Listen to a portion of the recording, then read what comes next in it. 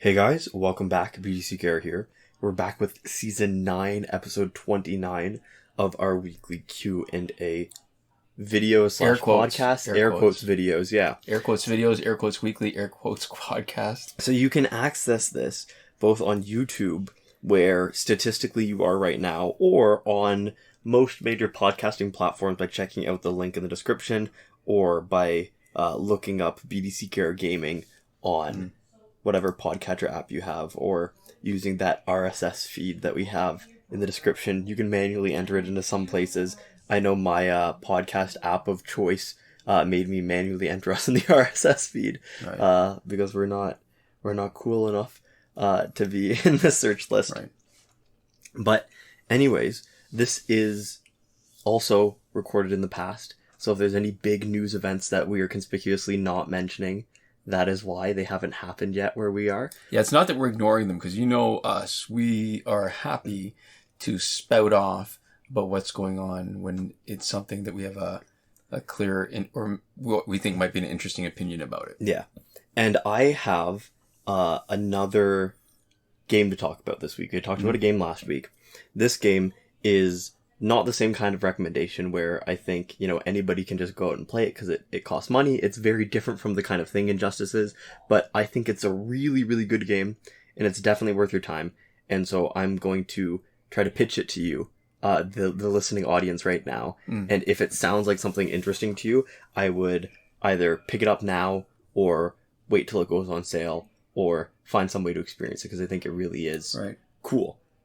And so it's a game called Adios. And I'm going to start out by reading the sort of description on their website, because I think it does a good job of prefacing what it is and maybe puts it into words better than I necessarily could. So it says, Adios is a cinematic first-person game about sticking to a complicated decision. You're a pig farmer in Kansas. It's October. Cold, crisp mornings are the norm, and you have decided that you're no longer okay with letting the mob use your pigs to dispose of bodies. When your old friend, a hitman, arrives with his assistant to deliver another body, you finally screw up the courage to tell them that you're done. Your friend doesn't want you to stop. He knows that there's no such thing as quitting, so he'll try to convince you that you're making a mistake. You spend the day together, doing chores and exploring the nooks and crannies of an authentic environment in the American Midwest, alongside the man who will be forced to kill you if he can't convince you to stay. How you respond will determine the rest of your life. Adios means goodbye. So it's cool, and you can tell from the writing. I think that gives a good sense of the tone and what you're in for. And it does a lot of stuff that I haven't seen video games do very much, if at all. Right. And it does a lot of stuff really well. So it's short. It's only about an hour. It is pretty emotionally affecting. It's intense, as you can tell from this. But it's not super emotional in like a really sort of high octane, high drama way. It is sort of a slow burn that takes place over the course of not very long at all, which is good in and of itself. But a lot of what it does is, it was made by a very small team. It was very, small budget as far as video game things go. But it has used its resources incredibly strategically and really effectively. So it has like some of the best voice acting I've ever seen in a video game. Just in terms of like the characters. So that's a pretty big endorsement. It is, because I played it with a small group of friends. I was sort of in the driver's seat playing it, and what does that mean? Like I was the person actually playing it, and then I was streaming it to a group of friends. Got it. And it's about the American Midwest. One of the people was from the American Midwest, and they were like, the voice acting is stellar, it's incredible, I feel like I've heard these people talk. Like it did a really good job of not just being, good performances, but it was really immersive in that way. And it has a really unique feel, art style, aesthetic, and it tells a cool story that uses a lot of downtime and sort of stuff. So I'm gonna sort of bring in an example. I play D&D with my friends sometimes, off and on, and the stuff, my favorite thing about D&D is always that it's not like a video game, where you have these really sort of, complex mechanics and a lot of stuff going on behind the hood to make things inherently fun. The actual like fighting and the stuff that you do in D&D is pretty involved and pretty sort of in the weeds. But what makes it really engaging is that it's really sort of responsive to you, and you can sort of make a collaborative story with you and the DM. And what I like about it is that, in a way that I don't see a lot from video games, there's a lot of details that don't necessarily feel like, you can have a conversation with a person or do a thing in the world that doesn't feel like it's just for the story. It feels like the world is a thing that exists. And if you have a good DM that can bounce off you well, you can build up what feels like a really sort of rich world. Right. So not everything is Chekhov's gun where if it shows up, it has to do something. Yeah. And you're not on rails where it's defined where you're going to end up.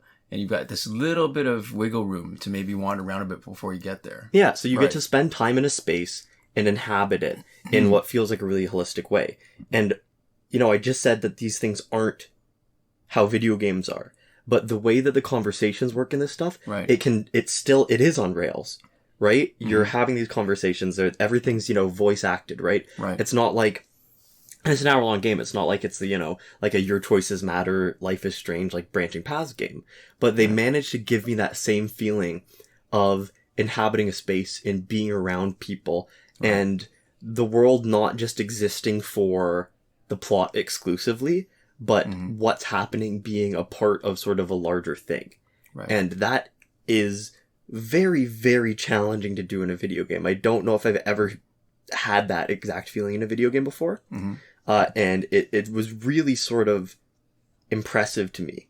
And, the group that I played it with, we often riff on stuff. We joke around a lot. We've played the Dark Pictures anthology. We played a couple of those games, which are meant to be really sort of cinematic games where they're really high resolution. They get like actors to like voice act and they do like motion capture and everything.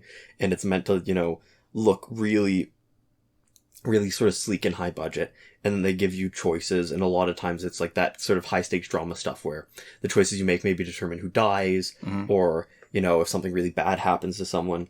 And that is supposed to be sort of like a movie that you can play. It's like a exclusively narrative experience. And when we play those games, we're like making fun of them, we're joking around, we're riffing, and we're experiencing it sort of as like popcorn entertainment, right? And the story is fine, whatever, but the story is really just a framework for us to sort of hang out and have fun. And like, we won't even know what's going on sometimes. Like, I'll be paying attention, but I'll care more about what the other people are saying. So this is the group I'm playing with. We get a little rowdy when we're doing this kind of thing. And it was, like, dead silent for, like, most of this game. We're, like, talking back and forth. We paused every once in a while. Whenever we're talking, the difference is that we would pause so we could say, oh, this is what's happening right now. So and you wouldn't want to interrupt it like you wouldn't want to interrupt a movie. Yeah, but even if we're watching a movie, unless it was a movie that we thought was going to be really, really stellar, we would just interrupt the movie. Right. We were treating it with more deference than most movies that we've watched as a group. And there was really long stretches of just like absolute silence and just like taking it in. So silence from the conversation or silence from the game or both? Silence from the conversation. So you'd still have the stuff happening here. Yeah, the stuff was happening in the game. So we like it pulled our attention in a way that we've done this before, but it pulled our attention in a way that a game hasn't before. Right. So I don't really want to spoil any of it. You've sort of heard the description. The other thing that I'll sort of do as a more broad recommendation, and if you're listening to this point and you haven't skipped, I've got good news. We're giving away a copy of the game. So you can, if you're interested, I'm not going to do any sort of draw or anything. If you're hearing about it now and you want it, I'm assuming that you're somebody who likes us and somebody who's finding this conversation at least a little interesting.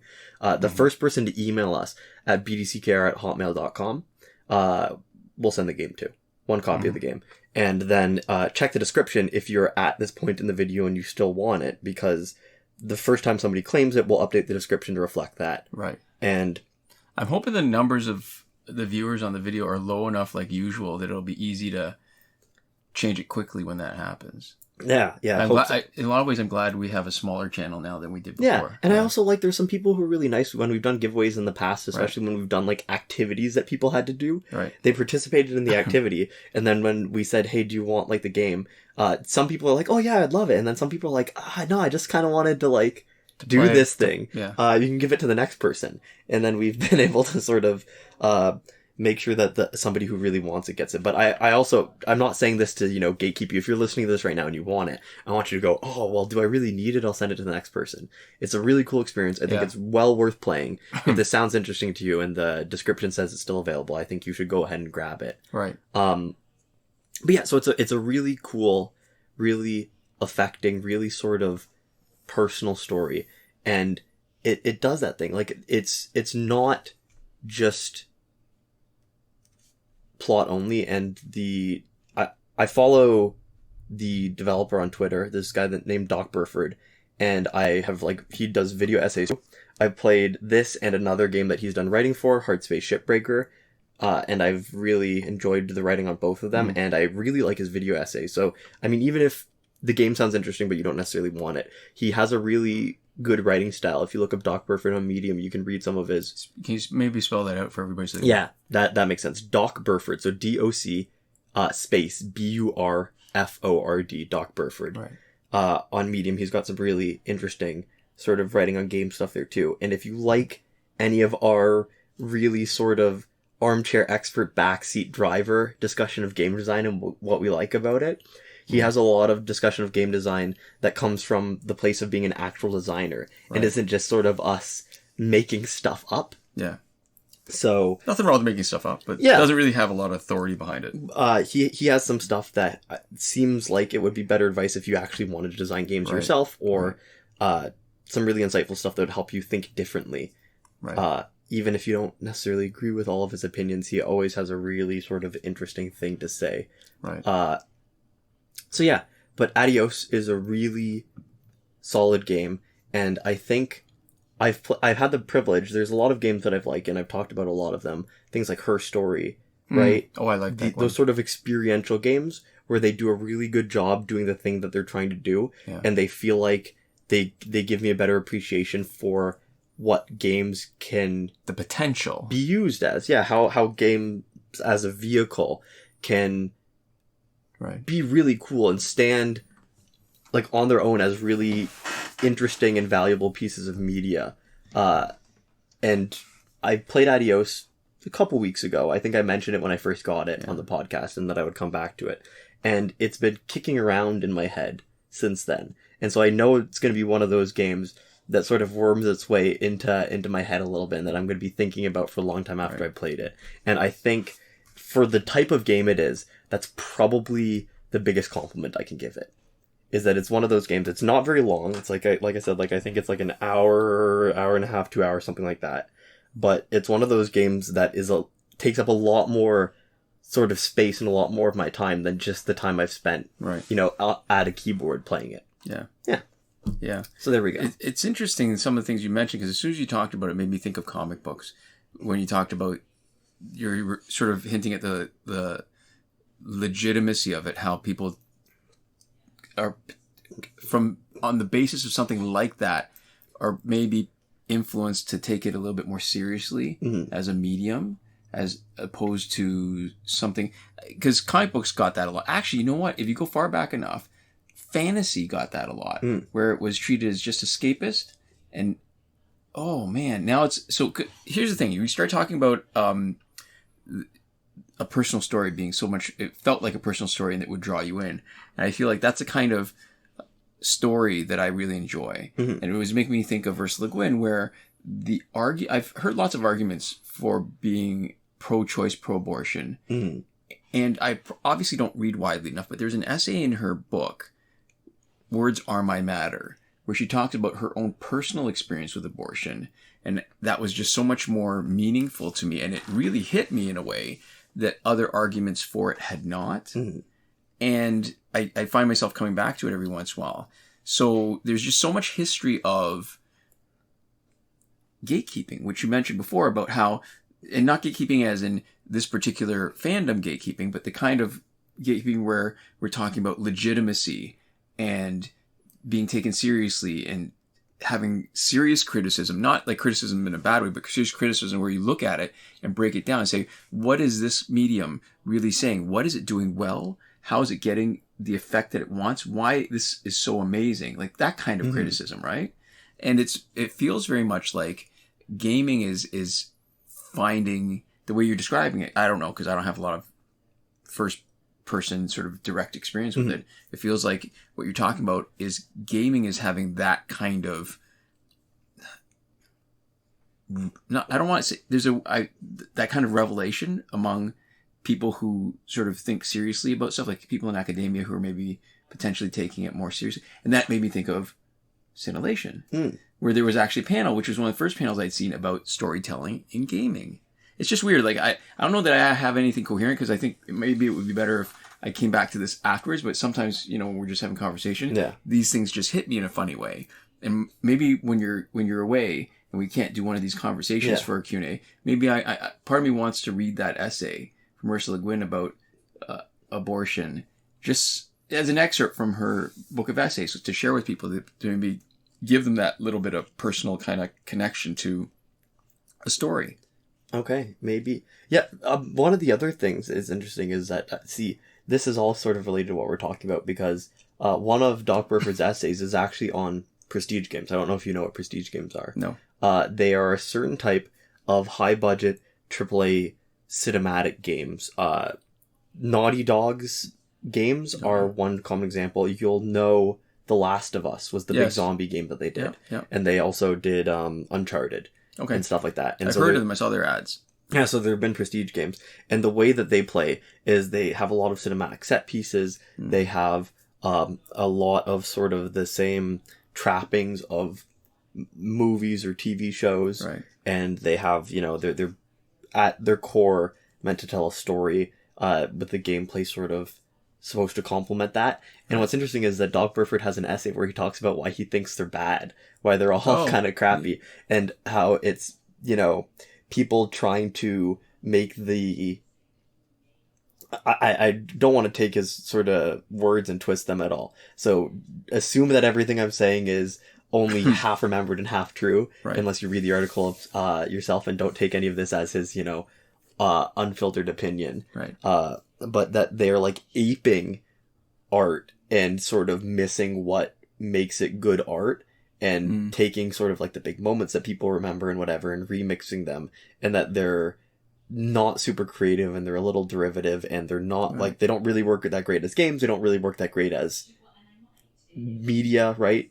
That they're poor facsimiles.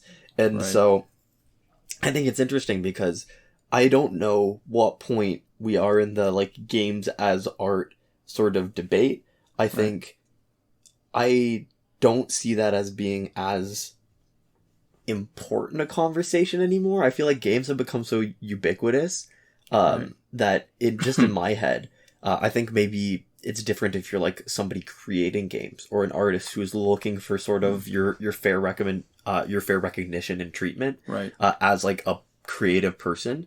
But as like a player, video games are so ubiquitous now, and there are so many experiences, that I think people who look down on games and go, these suck, they're not like, X piece of media that I like, haven't maybe just put in the legwork or made any effort to find games that they would like, or games that are more like that stuff. I think it's such a big sort of thing. There's so much, it's such a big pond now, right? It's closer to, it's a delivery mechanism more than it is anything descriptive about what you're about to experience. There's a lot of games that,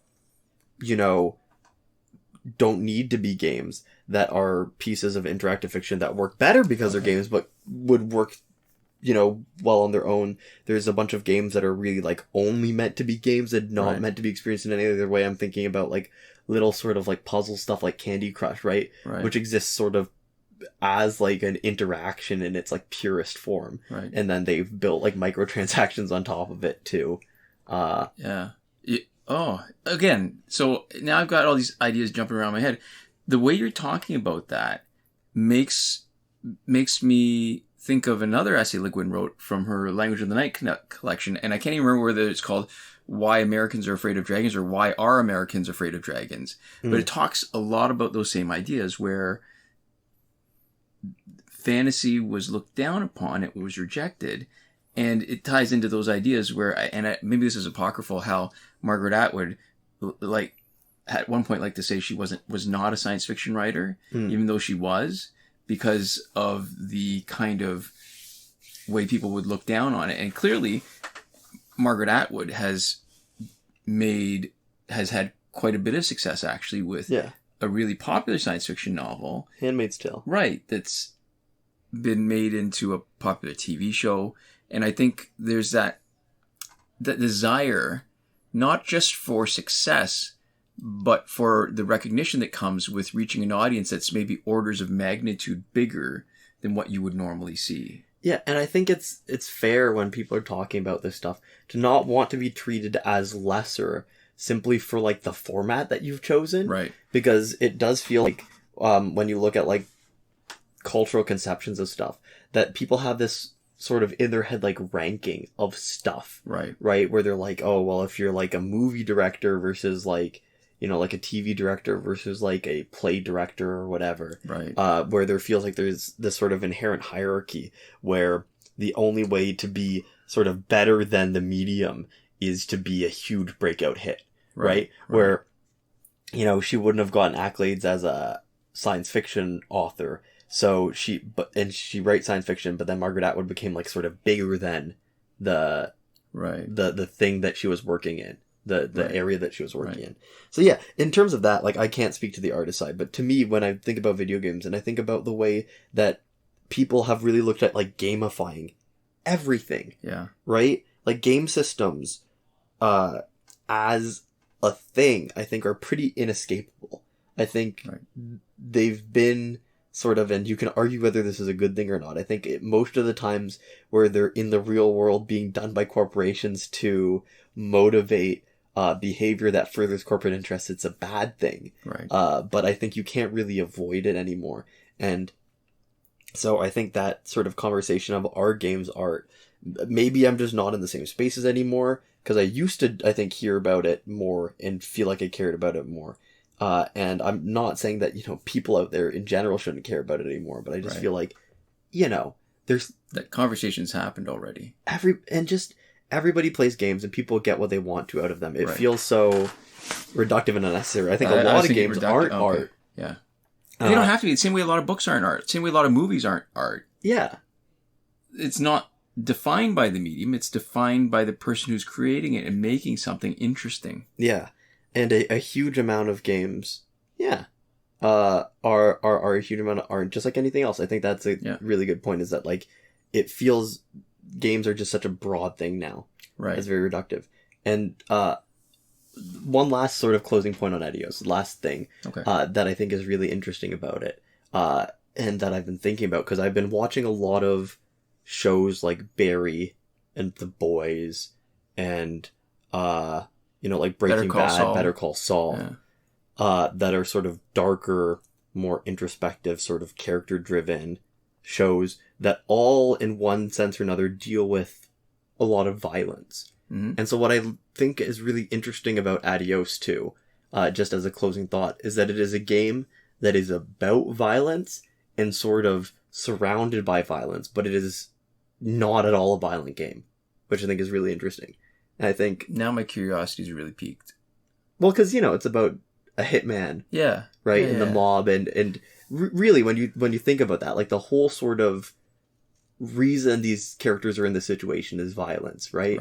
And it's sort of one of the core connective pieces, but it's, like, almost entirely, like, a non-violent game. Like, it's very, about like... everything around it. Yeah. So the bones of it are violence, and now you're looking at the tissue, the tendons, the ligaments, the muscles, the fat, the skin, all that other stuff that's... Yeah. And whereas, you know, I think almost, like, most other games are either about violence and just violent, and that is sort of what they are, or not about violence. And so it's a really interesting balance to have been struck, to have a game that feels like it has so much to say about violence without being violent at all. Interesting. Yeah, so it's a really cool That's game. A pretty nice endorsement. This is what I mean about criticism, though, right? Like, that thoughtful kind of analysis of what's happening, that's the point where you really, when that starts happening, is when you realize that maybe that it has finally achieved some legitimacy. And I don't know that it's even necessary, but it feels like it becomes much harder to dismiss it. Yeah. So anyways, that's my pitch. Play Adios, or read his articles and then play Adios because his articles are good, or play Hard Space Shipbreaker. Okay. Check him out. He's cool. Support him monetarily if you like his stuff. Is my pitch. Okay. And I have no stake in it. I'm not benefiting from that in any way. I'm just saying it because I like his stuff. He seems like he's got good ideas, and I would rather he have the resources to continue putting creative stuff out into the world. So it is selfish in that sense, in that I want to see what he comes up with next. But there's no sort of personal relationship or gain that I'm getting out of saying anything. Here's my PSA too, right? Like, a lot of creators are not rich. Even the successful ones, there's a very small percentage that are hugely successful and where it doesn't matter. But if you like a creator, don't steal their stuff. Find a way to contribute to what they like, contribute to what they do, because a lot of writers are making a not great living at it, and anything that takes, if you pirate a writer's book, there's a good, you're decreasing the chance that they're going to have the time or the resources to write the next one. And it made me think of Bridge of Birds, Barry Hewart, where he had plans for having 10 of those books. And I'm not saying that people stole his books, that's why he did it. It's because the publisher didn't support him after the third book, did not think it was going to be successful, and then stopped buying his books. So he stopped, and we never got any more than the first 3, the Master Lee and Number 10 Ox books, which were great. Awesome books, yeah. And I'll even say something a little bit different. I think I'll disagree with you, which is you're saying don't steal, don't pirate. I think if you don't have the resources to support artists, if you're at a point in your life where you don't have the extra funds, if you need them to live, whatever, I can't speak on behalf of other people, but I've seen a lot of artists say it's okay. And I don't see it as a moral issue to like pirate somebody else's content.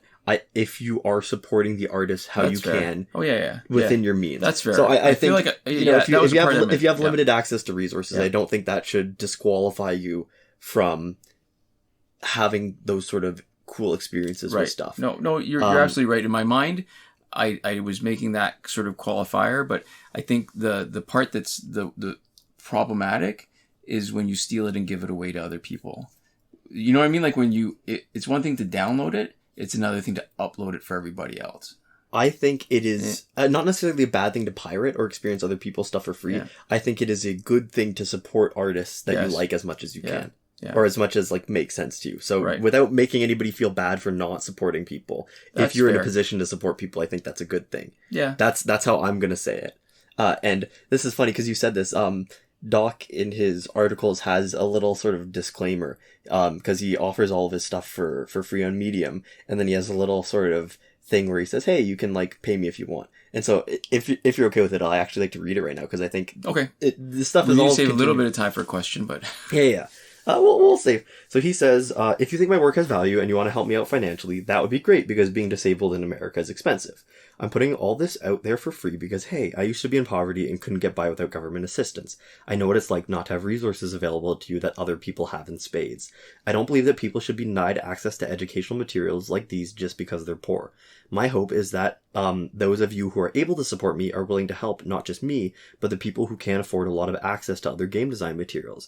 If you're able to help and you think this goal of providing access to people who need it is good, here's how you can help keep me writing. And then he has a link to all of his stuff. So this has been a funny conversation where it feels like you say something that makes me think of something, I say something that makes you think of, and it's really like making a lot of connections. Yeah, and we keep bouncing between the sources of Doc Burford and Ursula Le Guin. That's really neat. Yeah. Okay. So there you go. That I thought was exceptionally relevant. Yeah, perfect. That's perfect.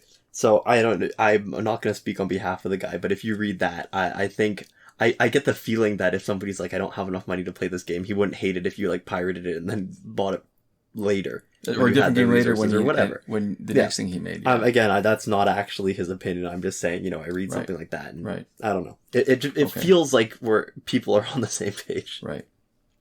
So yeah, let's do a question about injustice. I mean, technically that was all about gaming, so it's not totally unrelated. Yeah, but we'll do a little bit of content for you folks. We got one question. I think this is a nice involved question. Yeah, so Corin Com, regular commenter, Yes. friend of the show, says, I heard someone say that Earth 2 Flash, Earth 2 Grundy, and Prime Killer Frost is a good team when you use Flash as the main damage dealer. Do you think that would be an efficient team? Also, if you had to gear Flashpoint Batman and Aquaman without using multiplayer gears, how would you do it? Aquaman is only Elite 1, while Batman is Elite 5. Just wondering because I've been using them plus Suicide Squad Deadshot, Elite 4, and they've rarely lost a fight, but I wanted a little help with the gears. I've been gearing Batman with a LexCorp chest armor for the 70% crit, Prometheum Longsword, and Gauntlets of Azrael. Deathstroke has LexCorp Gauntlets, V2, League of Assassins Knives, and Flash's signature gears for getting the most damage on Special 1, and Aquaman has League of Assassins Blade, LexCorp Helmet V2, and Fourth World Chest Piece. I only use Deathstroke after Batman and use Aquaman for a little damage over time, and it works great, but was wondering how you would do it. The only survivor gear I don't have is the Fourth World Helmet. Sorry, there's a million acronyms here, right, and they're not automatic in my head, so every time I get to them I feel like I'm reading something in a second language. You're translating it in your head before you say anything. And I have all the non-multiplayer gears, quite a few maxed out. Also, all the gears on the team listed above are maxed out. Right. So there we go. This is a question. It's not fresh, but this is, what you said, I think it's meaty. There's a lot here to sort of sink your teeth into. Here's the other thing too, that I had some ideas when I first pulled this question. We pulled this like weeks ago. Mm-hmm. And I've got some more ideas as I'm reading it with fresh eyes. And I want to point out, because there's a different way that I want to approach the question. So the first part is Earth 2 Flash, Earth 2 Grundy, Prime Killer Frost. Without any other information, I'm going to take it as a given that they're all about an equivalent kind of level. So when you're talking about, one thing that I think people forget is that Tantu Totem Master's Death Card changed the landscape completely for the game. There is something that is unbalancing about making the most powerful damage output in the game more accessible. And when you make it that much more, that it becomes the most important part of the game if you want to finish it quickly. All the advice that people are giving now have the unspoken undercurrent of you can generate power fast, you can regenerate power fast, you can totally annihilate the other team with one character on your team. And that the defense needs to, if you're going to fight against that, you need to account for it. So if you don't have Tantu Totem Master's Death Card, then the game no longer focuses on specials, even though specials do the most damage, because you will have too much trouble getting power. So Earth 2 Flash, Earth 2 Grundy, Prime Killer Frost, is that a good team? Yeah. Is it an efficient team? Given that you don't have Master's Death Card and Tantu Totem, because if you do, it's not efficient. The efficient team always has a specialist. So Killer Frost and Earth 2 Grundy is a great team combination because they will stop the opponent from generating power. Mm-hmm. Literally stop them in their tracks. So that's great for your defense. That's not efficient. It's only efficient if you think about, well, will I lose less often? If you lose less often and that's an efficient fight, great. But your fights aren't going to be faster because the focus of that team is to keep them from smacking you. Mm-hmm. Earth 2 Flash is great. And if you use him as the focus of your team, and the focus to me is always the main damage dealer, the one responsible for the most damage output, then yeah, Earth 2 Flash, basic damage dealer, excellent. Flashes in general are, and I don't see any problem with that, but it's not the most efficient if you've got Tantu Totem Master's Death Card. It's a different world. Mm-hmm. Which it leads into the next part where, okay, so Flashpoint Batman is Elite 5, Deathstroke is Elite 4, and Aquaman is Elite 1. So it's slightly unbalanced. Aquaman is not going to have a huge amount of damage output unless you make him your damage over time specialist. Mm-hmm. But if you're missing those power generating gears, you're absolute 100% focus should be on basic damage. So there's plenty of really good 3.5-star gears that boost both basic damage and crit chance. And depending on how much augmentation you have, then you need to focus more or less on the crit chance. But then you've got other options that will boost basic damage that have other secondary effects instead of boosting crit chance. And you might want to take advantage of those, like the Hawk Girls, the Morning Star, where you can stun on special 1, or the Mutant Bone Spikes, or the Knife Collection that will give you healing on special 1. Because you don't need, if you've already got crit chance like 90%, 90 plus, it's a waste of a slot to keep on doing that. And you've got so many other options. So the interesting thing so Deathstroke is close enough. Deathstroke's real power is his specials when he can do all that extra damage with his teammates coming in. However, he's also got a ridiculous combo ender. So if he's got full Flashpoint team and teammates, he's got an extra, I don't know, like 5 or 6 hits on his combo ender. So you can get the combo ender effects, you can get the power generation, you can get all of that. So when you gear him up with Electro Gauntlets, Leave Assassin's Knives, and the Hyperspeed Plaid Suit that was Flash's signature gear,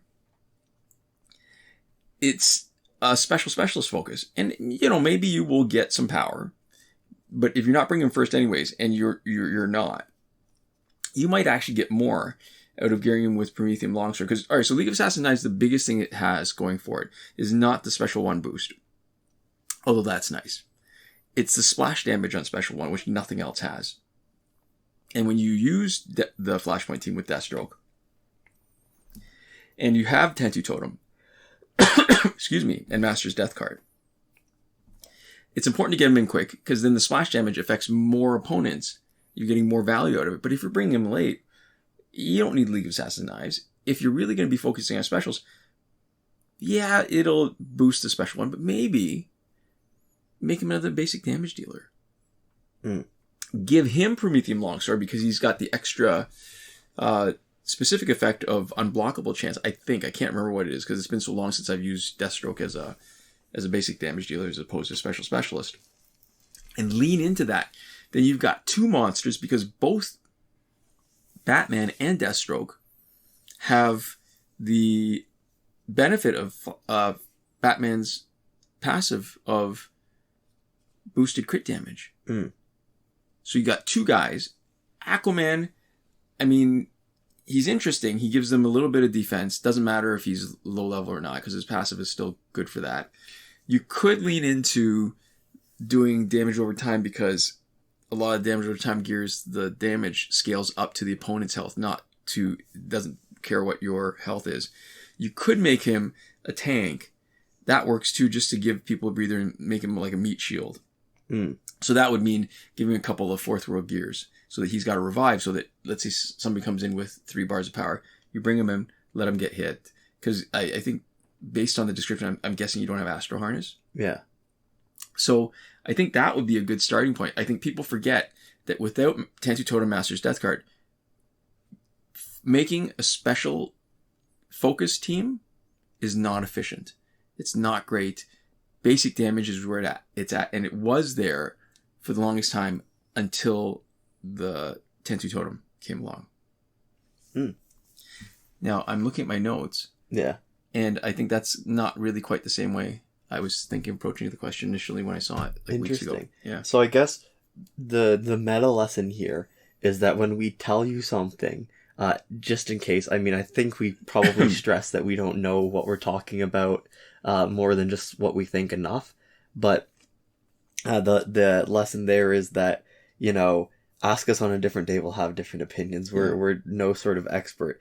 And that there's a lot of different ways to sort of approach even just gearing a team in Injustice, right? And like the way we think about stuff, and that, your ideas and stuff can develop. And so this sort of is what our broad recommendation often is for this stuff, which is think about it a little bit, do what makes sense for you, and then always be willing to sort of change your mind and shift it as the play reveals something a little different from the theory. Yeah. Yeah. Because even what we're saying now, right? We have these ideas and we sort of have a good sense of how they usually play, but you really got to play it and see how it feels for you, and feel what those sort of weak points are. And it requires a little bit of sort of understanding of the game, a little bit of expertise with it to even be able to identify where your sort of pain points are and stuff. Yeah. But if you hit that sort of point, which I think we're pretty well at for ourselves at least, that's when you start to be able to sort of say things confidently for yourself, is like, I know that this is what's going to be the best for me. Right. Yeah. Right. Okay. Do we want to do any more? We're all the way at 40 minutes, or do we? No, I think that's it for today. Okay, Lots awesome. of stuff I need to do. Yeah. So thank you so much to all of you for watching. I'd like to give a shout out to Eliza Touched Grass Caton. She do be going outside and all that. She do be going. And this shout out was brought to you by the World Outside Houses. Did you know that if you leave the place that you're in right now that's inside, that there's a place sort of around it called outside, and there's a lot of stuff out there. They're pretty cool. You can check it out sometime. So this is side. Bring a trusted adult. Where we are is side, and we're currently inside, and we could be outside. Yeah, that's true. It's very true. We'd also like to give a huge thank you to all the lovely folks who support us on Patreon. And that would be Bombo Ben, Consul Peasant, and Edwoon supporting us at the top tier, Last Word. Sinemac and Mohammed Albshaiti at the Your Message Here tier. Shawn Farrell, Daniel Simonson, Aaron Maule, Michael DeVries, Brandon C., Irvin Ruiz, Eddydoo, and Hoshi 127, who support us on the credited level. And Chris Wolf, Scarlet Danny, Awesome Gamer 241, Pavu RS, Gavin Lott, and Isra E at the gratitude level. Thank you so much for your support, and we'll see you next time. Komoda.